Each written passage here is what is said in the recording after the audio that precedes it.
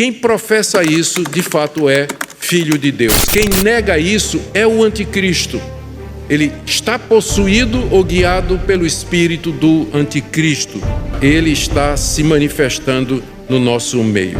Aqui ofereceremos ensinamentos claros e diretos, baseados nas Escrituras, para ajudar a moldar uma vida cristã centrada em Cristo e nos princípios reformados. Então já tem muitos falsos profetas. Se João disse isso naquela época, 2000 anos atrás, imagine hoje.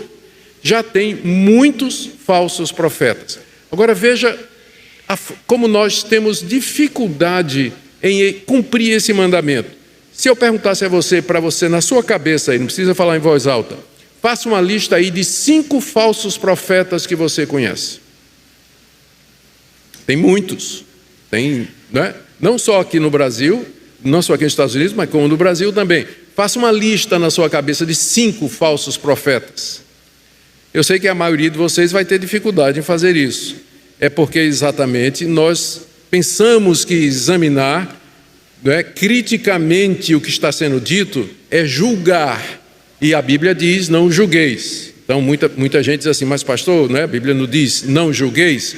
Só que o julgamento que Jesus proíbe é o julgamento hipócrita, porque ele diz, por que você vê a trave no olho do seu irmão e não vê o cisco que está no seu olho? Hipócrita, primeiro tira a trave do teu olho para você poder tirar o cisco do olho do irmão.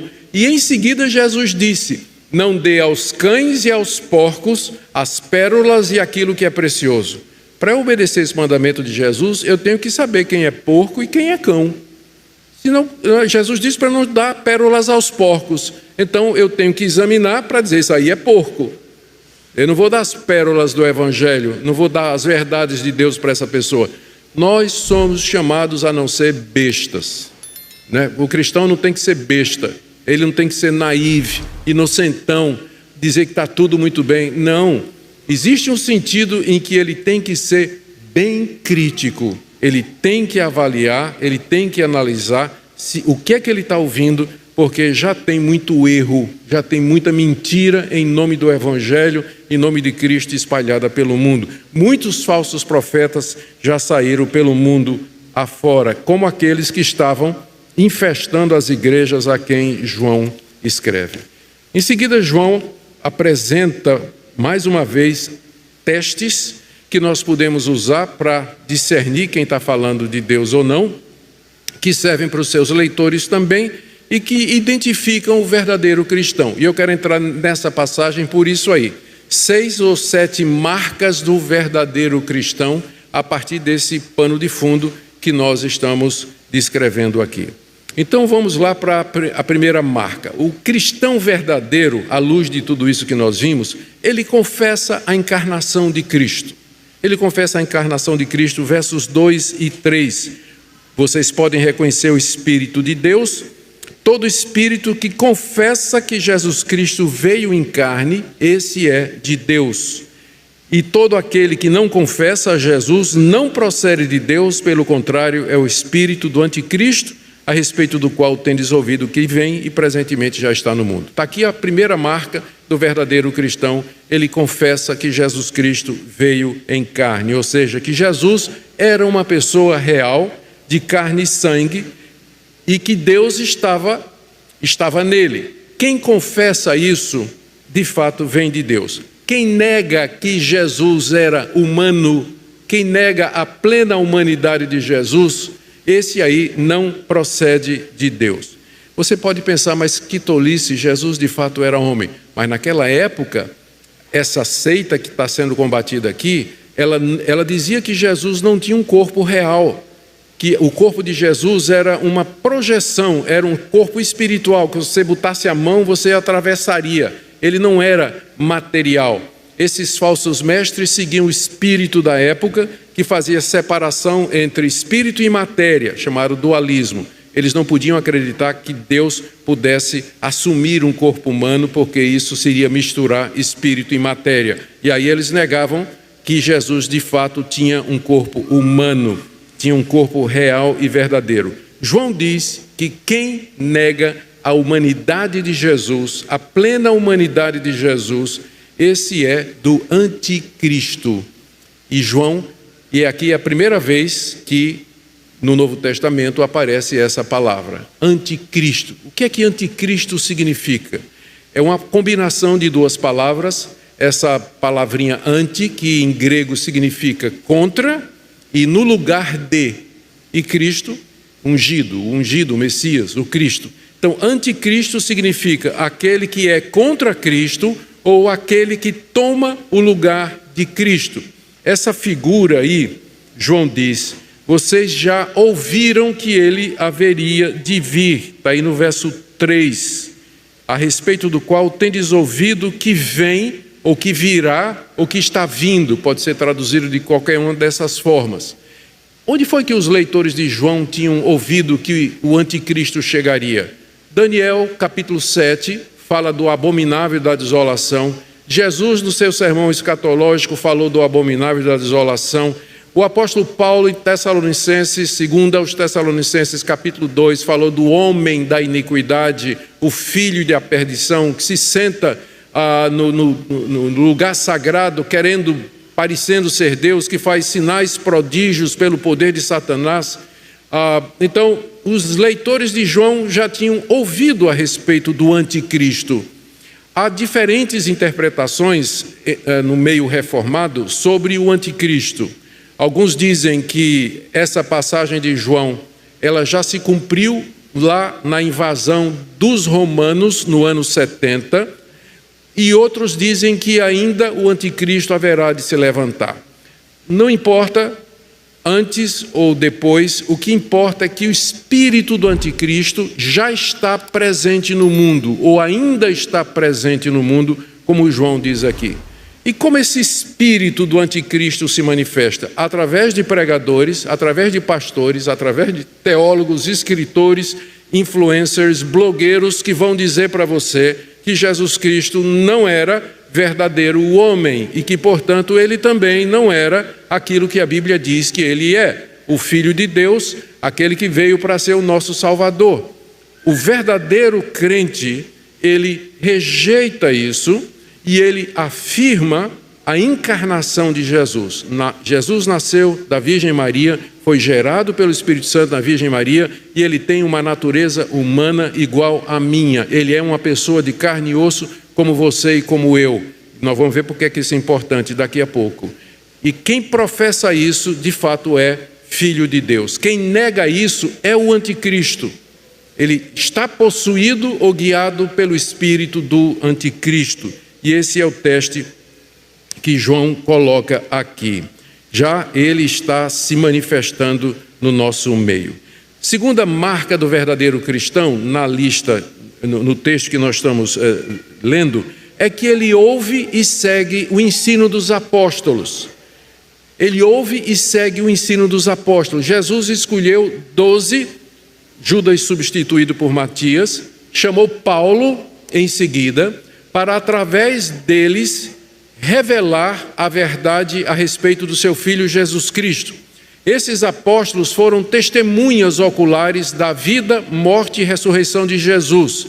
E eles nos deram esse testemunho por escrito. O Novo Testamento é o legado dos apóstolos, é o testemunho deles por escrito.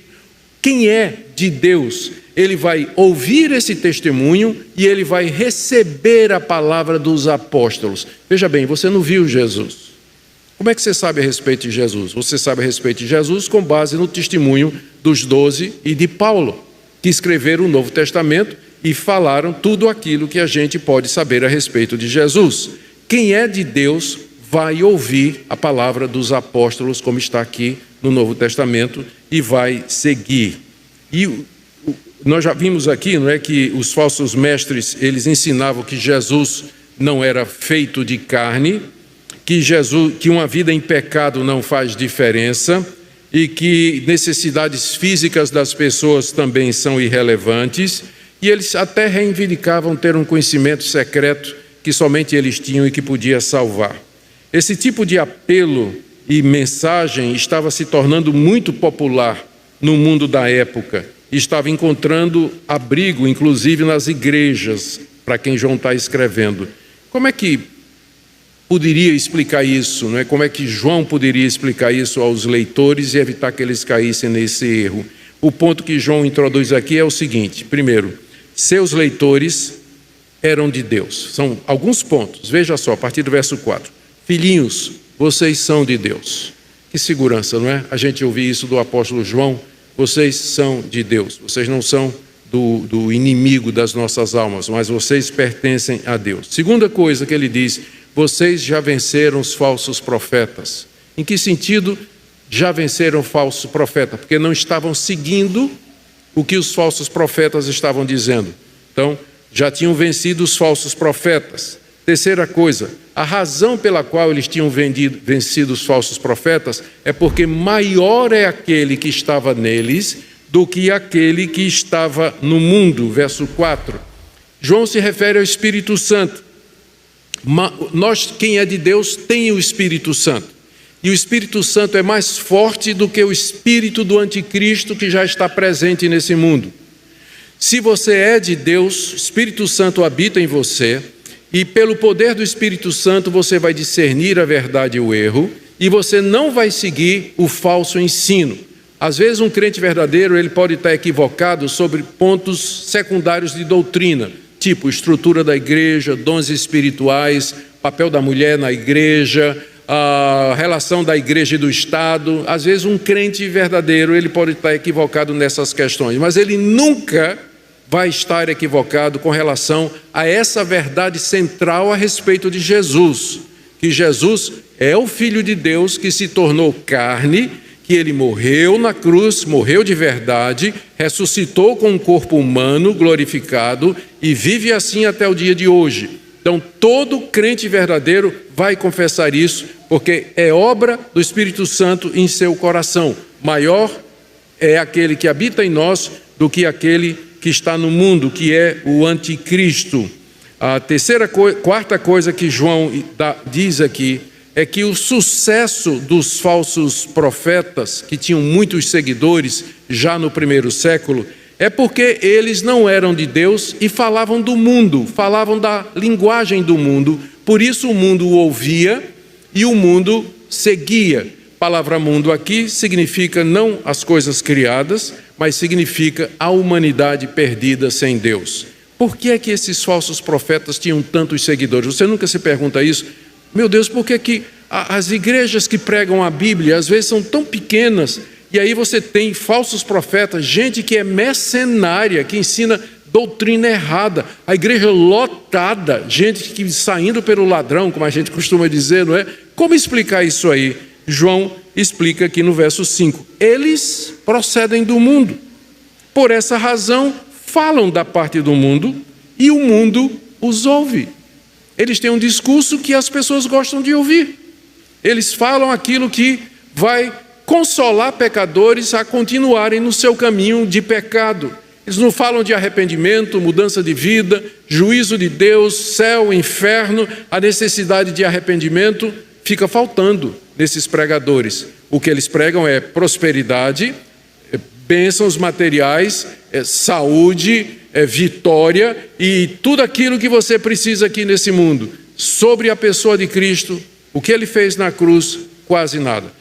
Uma vez eu estava escutando, faz muito tempo eu estava escutando um desses obreiros, um desses missionários aí que abriu, tinha uma grande igreja neopentecostal.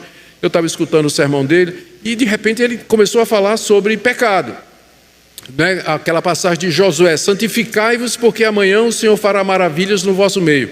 E aí ele começou a falar da necessidade de santificação, arrependimento, mudança de vida, abandono do pecado. Eu disse: meu Pai do céu, talvez eu estava enganado a respeito dessas pessoas, elas estão pregando de fato arrependimento e santificação. E ele continuou falando, pregando, aí veio: por isso amanhã aqui na igreja, noite do milagre, venha para ser abençoado, Deus vai derramar milagres e bênçãos sobre você e tal, né? Aí quando você coloca essas duas coisas juntas, adivinha qual que sai perdendo? A verdade bíblica. O que sai ganhando é aquilo que agrada, é aquilo que as pessoas desejam, a razão pela qual elas lotam essas igrejas, porque os falsos profetas são do mundo, falam das coisas que agradam o mundo, por isso o mundo ouve. Mas já o cristão, e essa é a marca dele que nós estamos vendo aqui a segunda marca, verso 6. Ele ouve os apóstolos. Olha o que é que João diz aqui. Nós somos de Deus. Quem é esse nós? É João e os demais apóstolos de Cristo. Aquele que conhece a Deus nos ouve. João diz, nós, os apóstolos, nós somos de Deus. Quem é de Deus vai ouvir o que nós estamos dizendo. Aquele que não é de Deus não vai nos escutar. E, consequentemente, não vai atrás de pregadores que ensinam a doutrina apostólica e muito menos se tornar membros de igrejas onde a verdade apostólica sobre Cristo é ensinada. Eles vão atrás de falsos profetas. Então, esse é a segunda marca do verdadeiro cristão. Ele ouve e ele segue a doutrina dos apóstolos. Onde está essa doutrina? Escritura Sagrada. Não está em nenhum outro lugar. Não está em revelação subjetiva, não está na personalidade carismática de alguns líderes, não está em novas revelações, sonhos e visões. Apóstolo bom é apóstolo morto, né? Aquele que já morreu e que deixou o seu legado por escrito, está aqui. Nós somos igreja apostólica, não somos? Por que nós somos uma igreja apostólica? Porque nossa doutrina se baseia no ensino dos apóstolos. Está aqui. Se você gostou deste vídeo e quer continuar sendo abençoado com mais conteúdos poderosos, não se esqueça de se inscrever no canal Ecos da Salvação. Isso ajuda você a não perder nenhum dos próximos vídeos com pregações impactantes do Reverendo Augustus Nicodemos.